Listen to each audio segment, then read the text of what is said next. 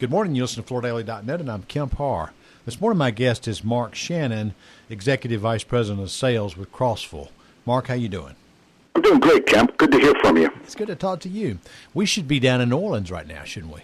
Yes, we should. It would be a great weekend to spend there, and we're missing Jazz and Heritage Festival, but maybe next year. Yeah, well, one of the reasons I was thinking about you is because this is usually every year the week that I spend with all my friends in the tile business, and I wanted to talk to you a little bit about the tile business.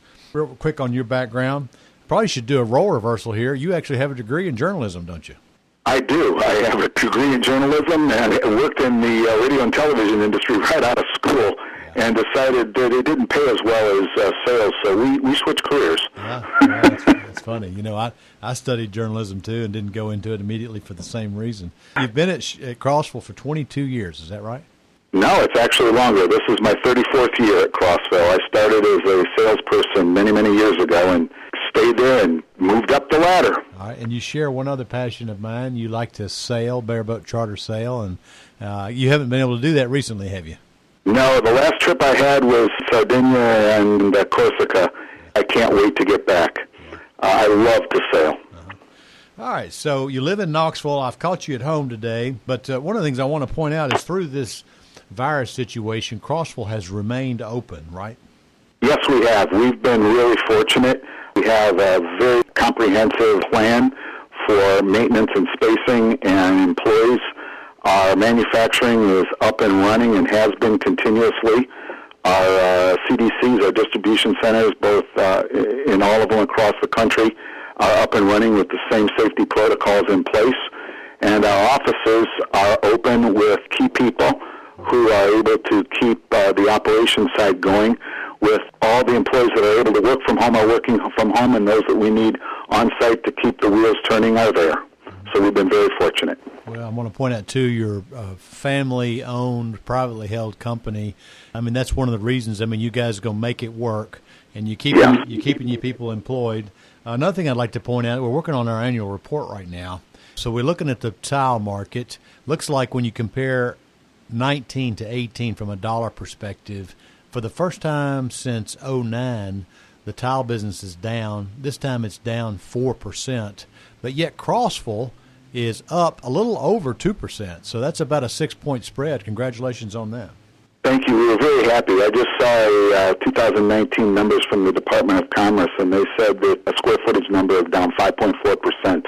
It was a slower year for us, and you're right. It goes back almost to 2009 for being down. They were very fortunate. A lot of good things happened, but it was still a tough year. Yeah. No question about it. Oh, I know. I know you've got several niche businesses you do, but I think one of the reasons that you're up is because 80% or better of your business is focused in the commercial market, and you're also out front with these large panel format tiles, right? We were very fortunate that we got into it when we did, and one of the key things that we did to protect the brand, especially large format tiles for the industry, was to get involved early on with the industry standards as far as setting and the industry standards as far as manufacturing. And by being able to get out in front of that, we were able to protect that category from some really bad material showing up in the marketplace. And we created a space for all of the people that sell that tile to find a safe haven to put it in with confidence. Because we were early to the game with that material, that was a very, very nice piece of our business, which I think contributed to our overall success in 2019. Yeah, I mean, most people in the business know this, but I mean, you got to handle this material like glass. You guys saw early on that the craftsmen in the business had to be trained. It requires, it's a different thin set, it's a different handling process, a different cutting process, it's a different preparation process. So you guys decided if you're going to be in it, you're going to have to teach people how to do it, and that's what you did, right?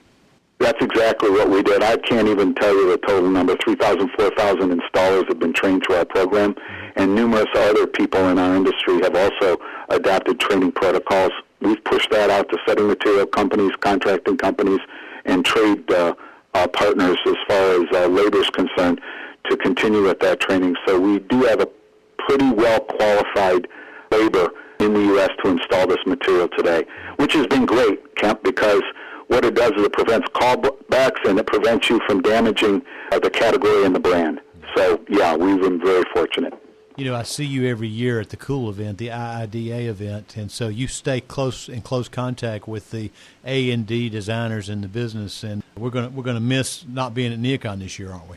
Oh, I'm going to totally miss being at NeoCon. I am very close with numerous organizations that represent both labor, design, architecture, and industry training. I'm involved on a lot of different levels.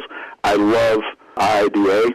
I really believe in that organization as far as being leaders in design. ASID is great too, but the cool event in Chicago with IIDA is a culmination of a year-long effort to advance interior design and spaces, and a sensational organization. And I love going to that too, Kemp. We always seem to get our picture taken. Yeah, that's right. That's right.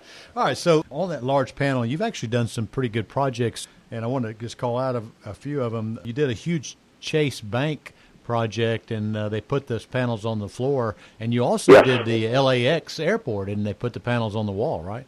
Right. We did LAX airport walls, and on the panels we did the Chase Bank, which was a 77,000 square foot job of 1 meter by 3 meter, 5.6 millimeter material. Phenomenal job. LAX was wall material. We've done numerous other jobs as well. We've been fortunate enough to get some casinos in the bathrooms. They want no grout joints. The panels are easy to install. We've done work at Miami International, and we've got some exterior jobs that have been just sensational. So the applications are really phenomenal, and it's been a great win. And there's more in the pipeline. I'm hoping that things improve. I think all of us who supply this material to the domestic market have found this to be a very user-friendly product. All right. So the last question I had for you is since we're in this economic downturn, there's all kinds of executives like you that are trying to forecast what the recovery might look like. Tell us what your thoughts are on that. Well, everybody tries to model their financials after different scenarios to determine what the pain points are. I think most people are looking at somewhere between 15 to 25% down Q1, anywhere from 35 to 60% Q2, 25 to 35% Q3, and maybe 10 to 25% down Q4. And you're trying to model your business after these different scenarios. Nobody really knows how long it's going to go, but you sort of have to have a phase one, phase two type of approach. We think we've modeled it to where it needs to be for us for the year. We just don't know. It's day by day. One of the things that's really challenged us is some markets are open and installing tiles, others are closed. The ones that were closed to construction have been really hurt bad. I see markets that are down 45 and 50% already because they've stopped construction, and I've seen markets that are only down 15 to 18% because they haven't stopped construction. So I think it's all dependent on what the various mayoral and state governors do as far as construction is concerned. And as long as it sort of holds at the pattern it's at right now and doesn't get too much worse, I think some of the models that I indicated may pan out to be okay. At least I hope they are. Yeah, me too.